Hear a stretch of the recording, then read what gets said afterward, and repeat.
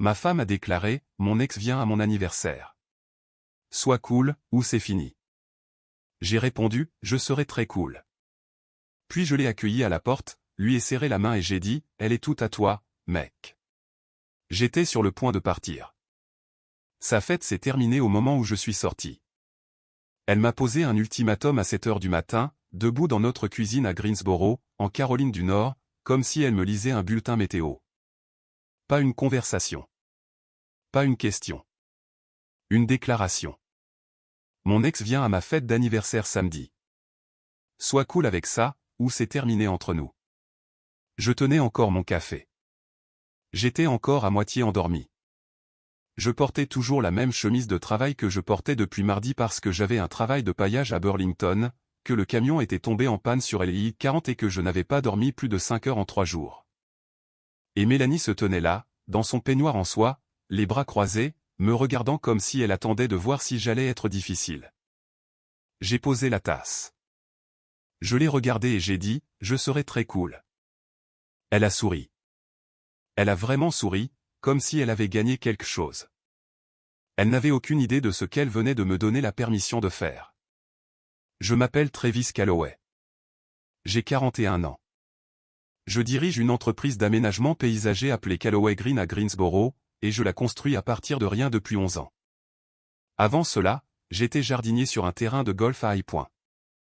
Et avant cela, j'étais un gamin de Burlington qui n'avait jamais 2 sous en poche et qui a compris très tôt que la terre et la sueur étaient les seules choses qui me séparaient de la vie que je voulais.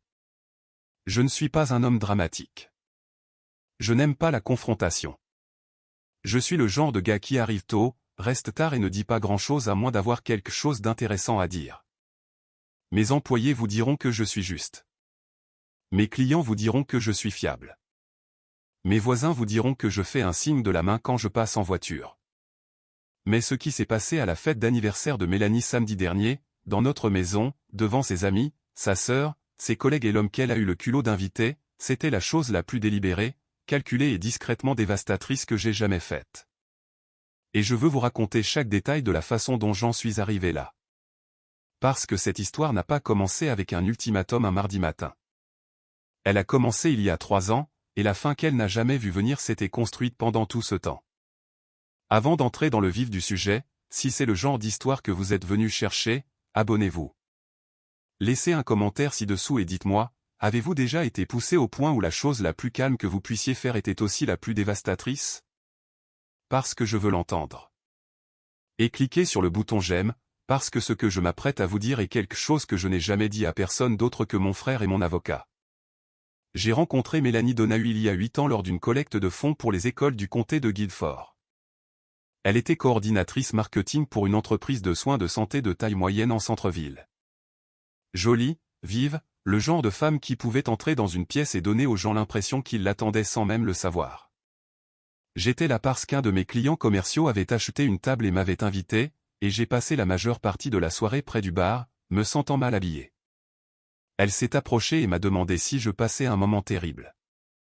Je lui ai dit que je passais un moment modérément terrible. Elle a ri. C'était tout. Nous sommes sortis ensemble pendant 2 ans avant que je la demande en mariage. Nous nous sommes mariés dans un lieu au bord du lac MC-Intosh, une cérémonie en plein air, fin octobre. Les érables rougissaient. Son père l'a conduite à l'hôtel, m'a serré la main après et a dit « Prends bien soin d'elle ». Pas une question. J'ai dit oui, monsieur, et je le pensais. Pendant les 4 premières années, les choses allaient bien. Pas parfaites. Nous avions nos frictions, comme n'importe quel couple de personnes ayant des vies séparées et partageant un espace commun. Elle voulait déménager dans une plus grande maison à Fisher Park. Je pensais que nous devrions attendre que l'entreprise soit plus stable. Elle pensait que je travaillais trop. Je pensais qu'elle dépensait trop librement. Rien de catastrophique. Juste la négociation normale de 2 vies qui se côtoient. Puis Mélanie a été promue directrice du marketing. Nouveau titre, nouveau salaire, nouvel horaire, nouvelle confiance. Et avec cette nouvelle confiance est venue autre chose, une reconnexion avec la partie de sa vie qui existait avant moi. Le nom de l'ex est Donovan Marsh. Laissez-moi vous dire ce que je sais de Donovan Marsh. Il a 44 ans. Il a grandi à Charlotte. Il travaille dans l'immobilier commercial, ce qui dans son cas signifie qu'il parle beaucoup d'affaires et qu'il en conclut parfois. Il conduit un Range Rover noir. Il porte une eau de Cologne qui coûte plus que ce que je gagne un samedi. Il a le genre de mâchoire et de sourire combinés qui font dire aux femmes qu'il est charmant et aux autres hommes qu'il est prétentieux, et les deux groupes ont probablement raison. Lui et Mélanie sont sortis ensemble pendant 3 ans avant qu'elle ne me rencontre. Elle m'avait raconté les bases au début de notre relation. Que ça s'était terminé parce qu'ils n'étaient pas prêts à s'engager. Qu'ils étaient restés en contact lointain par des amis communs. Elle a décrit cela comme une affaire terminée et ne valant pas la peine d'en parler. Pendant 4 ans, je n'ai eu aucune raison de penser à Donovan Marsh. Puis l'entreprise de Mélanie a organisé une conférence régionale à Charlotte, et elle est rentrée à la maison 2 jours plus tard d'une manière que je n'avais jamais vue auparavant. Plus légère, en quelque sorte. Parlant plus vite. Mentionnant un dîner où elle était allée avec des collègues et où elle avait rencontré de vieux amis. Elle n'a pas dit son nom. Elle n'en avait pas besoin. Je n'étais pas méfiant, exactement. Je faisais juste attention.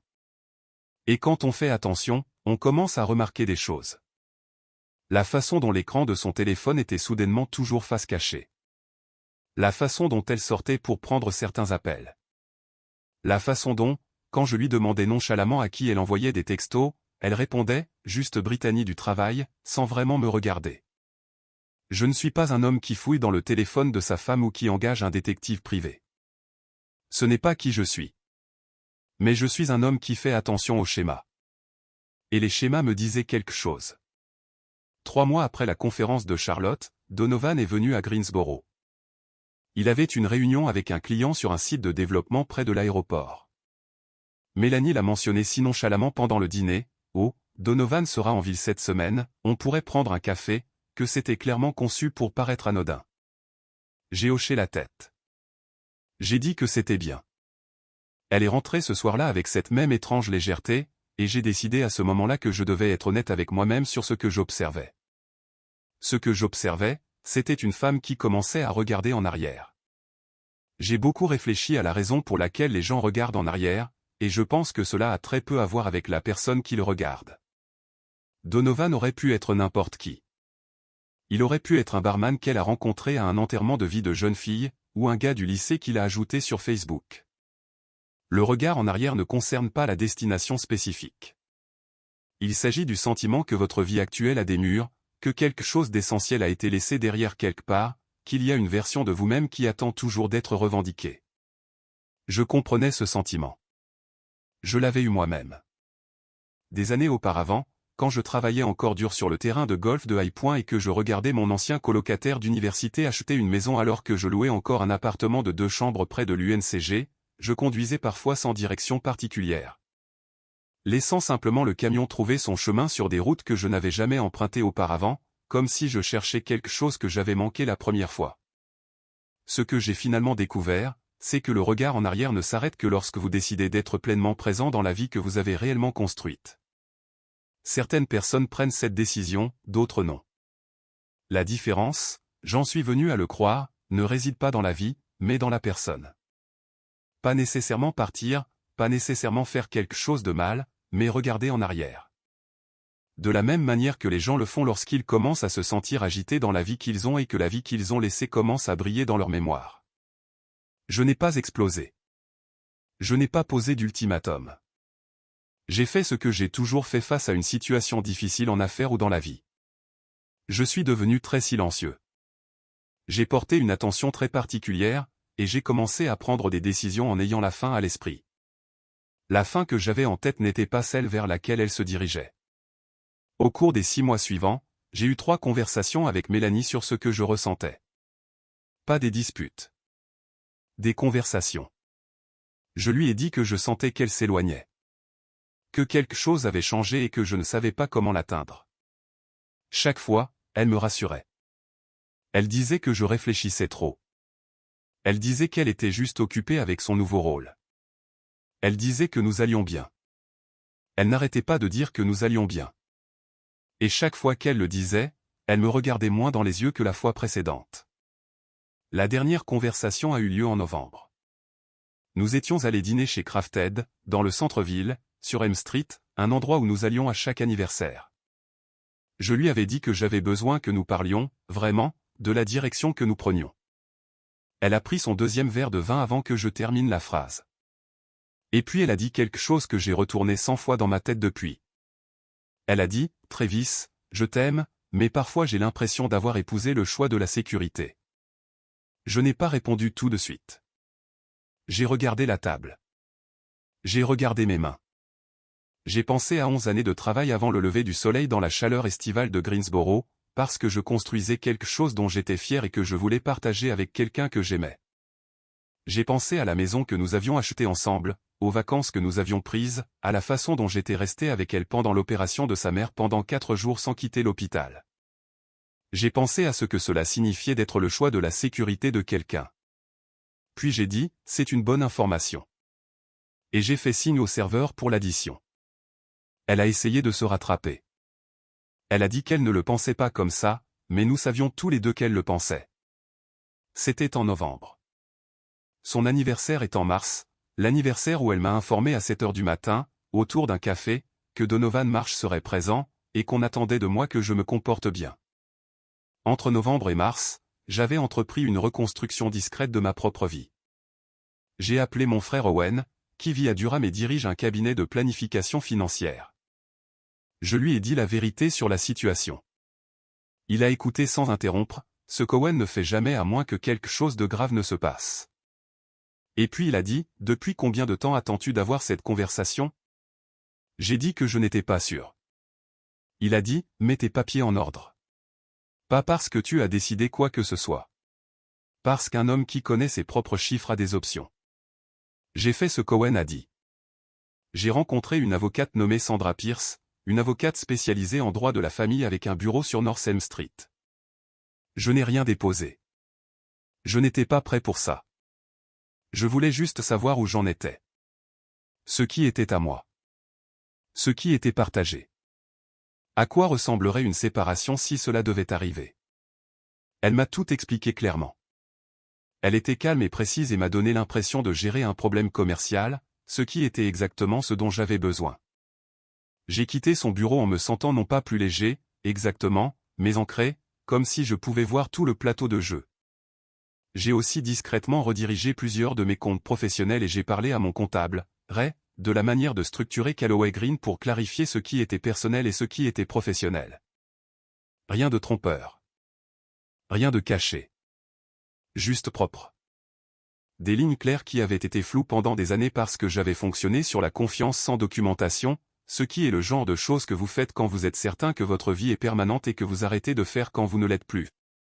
Et j'ai commencé à apporter des changements dans ma vie quotidienne qui étaient si petits que Mélanie ne les a probablement même pas remarqués, mais qui, ensemble, constituaient un homme qui, discrètement, progressivement, devenait quelqu'un qui n'avait pas besoin de son approbation pour se sentir bien dans sa peau. J'ai recommencé à courir. Chaque matin à 6 heures, autour de la boucle de la Tam Park. J'ai commencé à appeler Owen une fois par semaine. J'ai dîné avec mon ancienne équipe de l'époque du terrain de golf, des gars que j'avais laissés s'éloigner au fil des ans parce que Mélanie les trouvait toujours un peu rustres. J'ai recommencé à lire, quelque chose que je n'avais pas fait régulièrement depuis des années, simplement assis dans le jardin un dimanche matin avec un livre et une tasse de café, sans remplir l'espace de bruit. Certains de ces changements étaient pratiques. Certains d'entre eux consistaient simplement à me souvenir de qui j'étais avant d'avoir passé des années à me remodeler discrètement en fonction des préférences de quelqu'un d'autre. On ne le remarque pas en temps réel. On fait de petits ajustements, un à la fois. On arrête d'appeler cette amie parce qu'elle ne l'aime pas. On arrête de passer les dimanches matins comme avant parce qu'elle préfère le brunch. On arrête de parler de ses difficultés professionnelles parce que la conversation semble toujours aboutir sur le stress que cela lui cause. Chaque ajustement est petit. Ensemble, ils aboutissent à une version de soi-même qu'on reconnaît à peine. Un matin de février, je courais sur la boucle de la Tam Park, et je suis passé devant l'étang à l'extrémité sud du sentier où j'avais l'habitude de pêcher quand j'étais enfant et que mon oncle vivait à proximité, et j'ai senti quelque chose s'ouvrir dans ma poitrine. Comme une fenêtre qui avait été déverrouillée et que je n'avais même pas remarqué qu'elle était fermée. J'ai continué à courir. J'ai pensé au gamin qui pêchait dans cet étang. J'ai pensé à l'homme que j'étais devenu. Je me suis demandé si cet homme se reconnaîtrait s'il regardait attentivement. Je ne complotais pas ma vengeance. Je veux être précis à ce sujet. Je devenais la version de moi-même qui existait avant que je passe des années à essayer d'être celui que Mélanie avait besoin que je sois. Et puis, l'anniversaire est arrivé. La fête était prévue pour le samedi après-midi. Mélanie avait loué l'arrière d'un bar à vin sur Spring Garden Street appelé The Vine Room. Environ 30 personnes, ses collègues, ses amis, sa sœur Kayla et le mari de Kayla, un couple avec qui nous étions amis depuis des années, Phil et Andrea. Un groupe sympa. Je connaissais la plupart d'entre eux. J'aimais la plupart d'entre eux. J'avais participé à l'organisation parce que c'est ce que je suis. J'avais payé la compte pour le lieu. J'avais commandé le gâteau à la boulangerie Maxi B sur Walker Avenue, la préférée de Mélanie. J'avais coordonné les arrangements floraux avec un ami qui tient une boutique sur Battleground Avenue. J'avais fait toutes les choses qu'un mari fait quand sa femme a un anniversaire. Le matin de la fête, je me suis levé tôt. J'ai préparé le petit déjeuner, des œufs, du pain grillé et des fruits comme Mélanie les aime. Je l'ai laissé sur le comptoir avec une carte que j'avais écrite à la main. Puis je suis sorti courir. Quand je suis revenu, elle était dans la cuisine dans son peignoir, en train de lire la carte. Elle a levé les yeux et a dit merci, sincèrement. Et juste un instant, elle ressemblait à elle-même avant que tout ne change. J'ai hoché la tête. Je suis allé prendre une douche. À 2 heures de l'après-midi, nous sommes allés ensemble au Vine Room. J'ai aidé à transporter des choses. J'ai parlé à Phil et Andrea quand ils sont arrivés.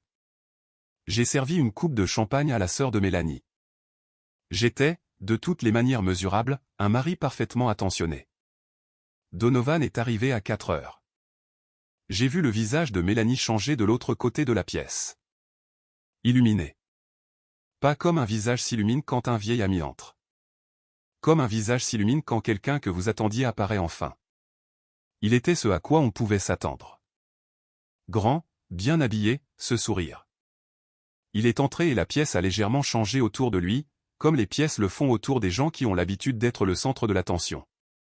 Il a serré Mélanie dans ses bras un peu trop longtemps.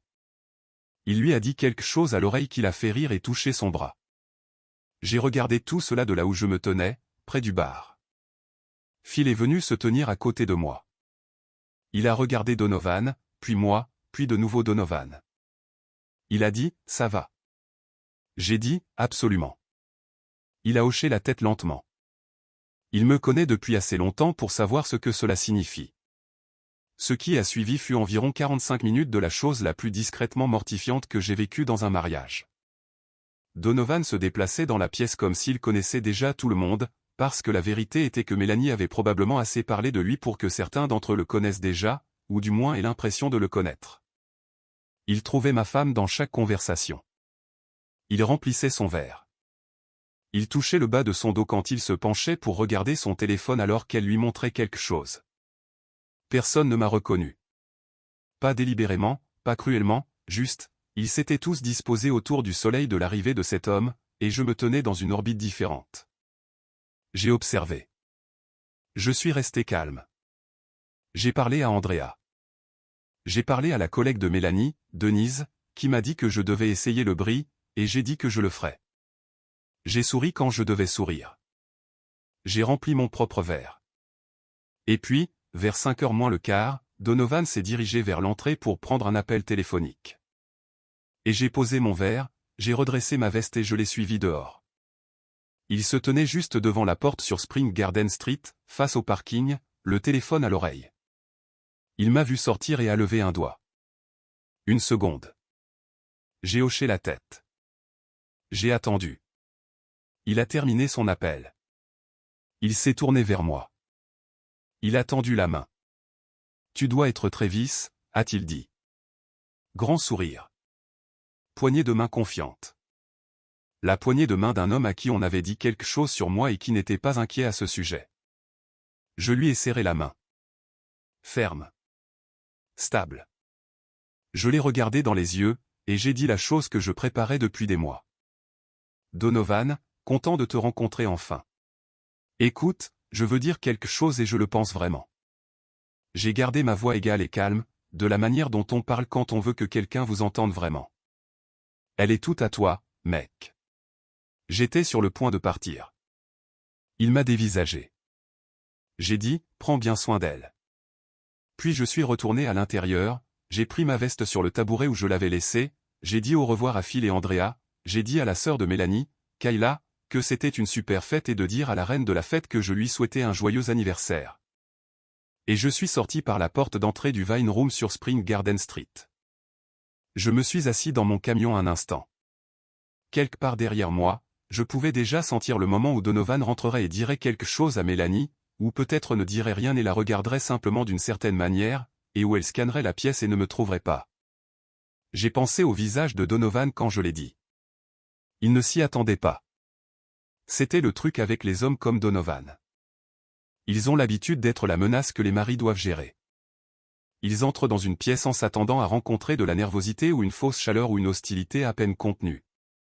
Ce à quoi ils ne sont pas préparés, c'est un homme qui les regarde dans les yeux et leur donne exactement ce pourquoi ils sont venus, avec un calme complet, puis qui s'en va.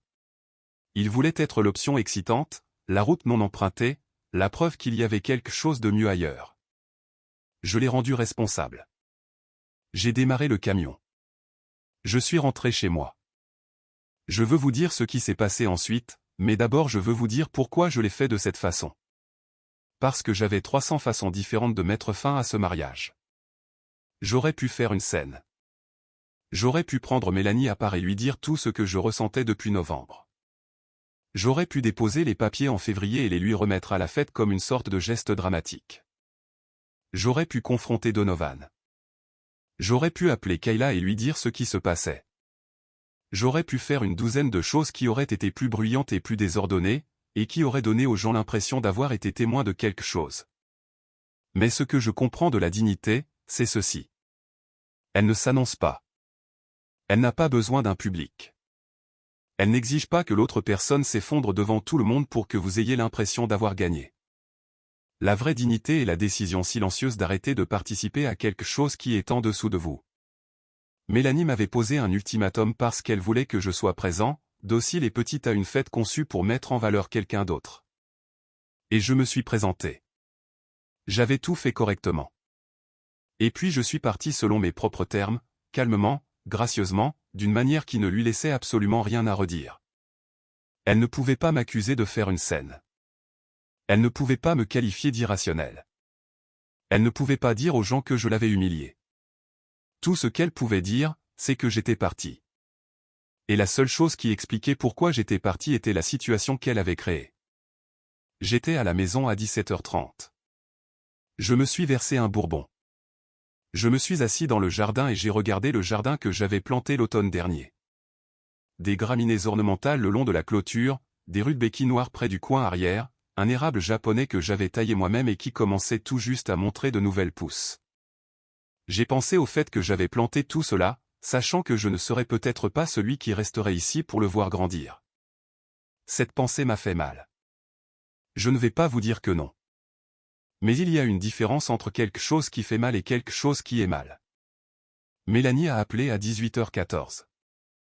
J'ai laissé sonner. Elle a rappelé à 18h20. J'ai laissé sonner. À 18h42, elle a envoyé un texto qui disait « Où es-tu ? Qu'est-ce qui s'est passé ?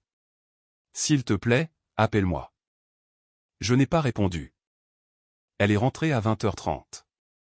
La fête s'était terminée plus tôt, d'après ce que j'ai reconstitué par la suite grâce à Andrea, qui m'a appelé le lendemain matin parce que c'est une bonne personne et qu'elle s'inquiétait pour moi. Mélanie avait passé la dernière heure de la fête sans être vraiment présente. Donovan était parti relativement peu de temps après moi, et l'énergie de la pièce s'était effondrée d'une manière que personne ne pouvait tout à fait expliquer ou dont personne ne pouvait se remettre.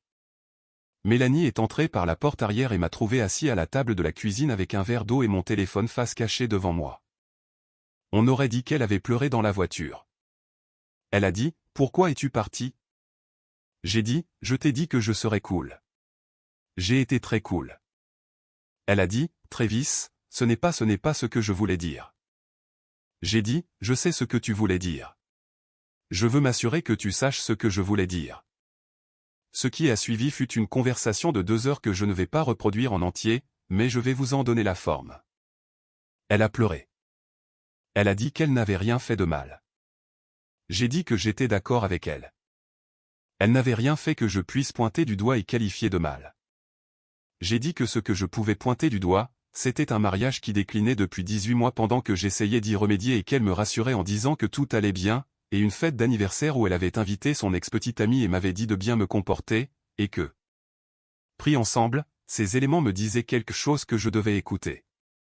Elle a demandé si je mettais fin à notre mariage pour une fête d'anniversaire. J'ai dit, non, j'y mets fin à cause de novembre, à cause de 3 conversations où je t'ai dit que je te perdais et où tu m'as dit que j'imaginais des choses. J'y mets fin parce que tu m'as dit que j'étais le choix de la sécurité et que tu n'es pas revenu sur tes paroles quand tu en as eu l'occasion. J'y mets fin parce que nous savons tous les deux où cela mène, et je préfère partir avec mon amour-propre que de rester jusqu'à ce que tu rendes les choses officielles. Elle a dit que Donovan n'était pas ce qu'elle cherchait. Elle a dit qu'elle ne savait pas ce qu'elle cherchait. Elle a dit qu'elle avait besoin de temps pour le découvrir. J'ai dit que je comprenais cela. J'ai dit que j'espérais sincèrement qu'elle le trouverait. Elle a dit, je ne veux pas divorcer. Je l'ai regardée pendant un long moment, et j'ai dit, je sais que tu ne veux pas, mais moi si. J'ai déménagé 3 semaines plus tard. Je reste temporairement chez Owen à Durham pendant que certaines choses sont réglées. Sandra Pierce a été minutieuse et juste, et je n'ai que du respect pour la façon dont elle a géré cela. L'entreprise est à moi, structurée proprement, documentée clairement, comme elle aurait dû l'être il y a des années. La maison devra être réglée, mais nous nous comportons tous les deux en adultes, ce qui est plus que ce à quoi je m'attendais et quelque chose dont je suis reconnaissant. Donovan, pour ce que ça vaut, n'est apparemment plus dans le tableau. La sœur de Mélanie, Kayla, m'a appelé 2 semaines après la fête. Elle a eu mon numéro par Andrea, et elle a dit qu'elle voulait que je sache qu'elle pensait que j'avais géré tout cela avec plus de classe que quiconque dans cette situation ne le méritait. Elle a dit que Donovan avait appelé Mélanie 2 fois après la fête, puis avait arrêté, ce qui est ce que font les hommes comme Donovan lorsque la complication devient réelle. Elle a dit que sa sœur était anéantie. J'ai dit à Kayla que j'étais désolé d'entendre ça. Je le pensais. J'étais sincèrement désolé pour la douleur de Mélanie. Mettre fin à un mariage n'est pas une victoire. Il n'y a rien d'amusant à se tenir dans sa propre cuisine et à dire à la femme que l'on a épousée que l'on veut divorcer. Je ne le recommande pas. Je ne le célèbre pas. Mais je vais vous dire ceci. Le matin après cette conversation, je me suis réveillé tôt. J'ai fait du café. Je me suis assis sur les marches arrière de la maison d'Owen à Durham, et le soleil se levait sur la ligne des arbres, et j'ai ressenti quelque chose que je n'avais pas ressenti depuis longtemps. Pas heureux, exactement. Pas soulagé, exactement. Juste présent. Comme si j'étais pleinement dans ma propre vie à nouveau pour la première fois depuis des années.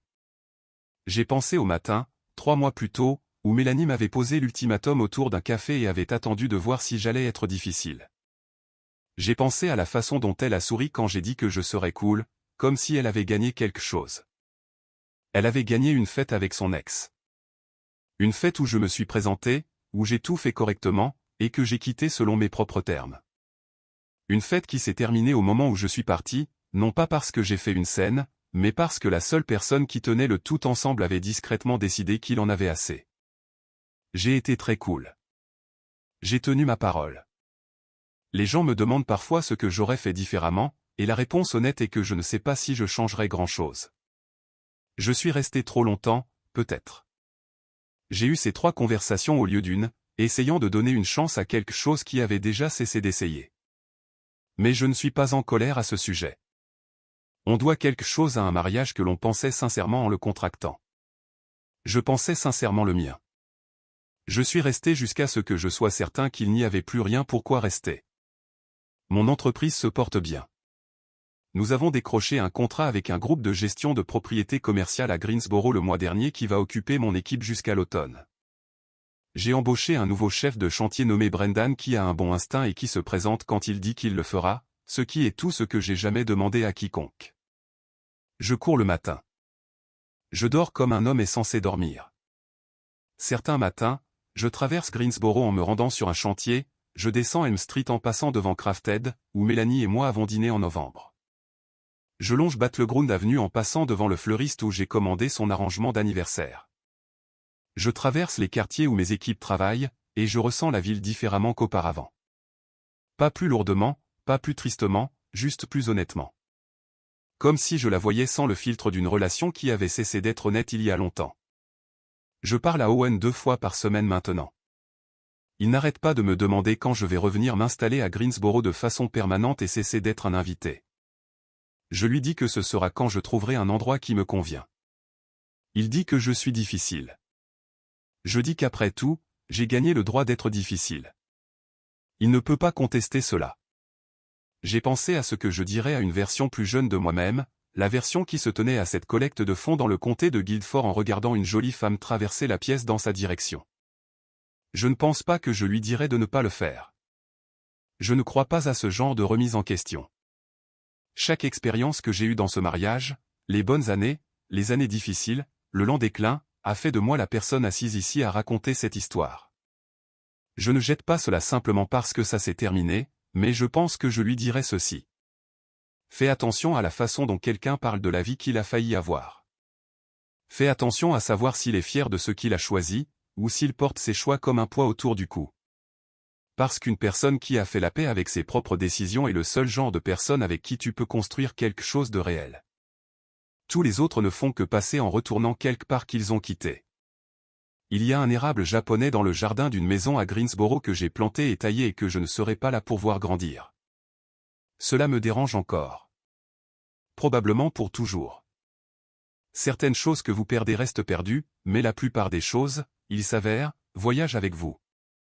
La dignité voyage. Le respect de soi voyage.